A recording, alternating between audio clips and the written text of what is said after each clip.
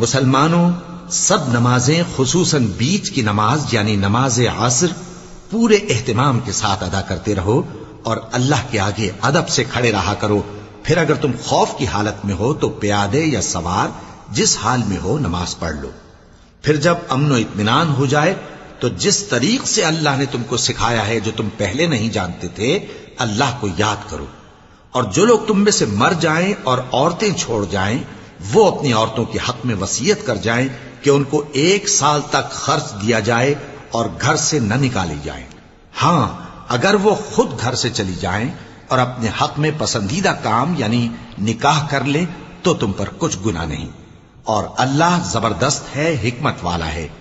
اور مطلقہ عورتوں کو بھی دستور کے مطابق نان و نفقہ دینا چاہیے. پرہیزگاروں پر یہ بھی حق ہے. اسی طرح اللہ اپنے احکام تمہارے لیے بیان فرماتا ہے تاکہ تم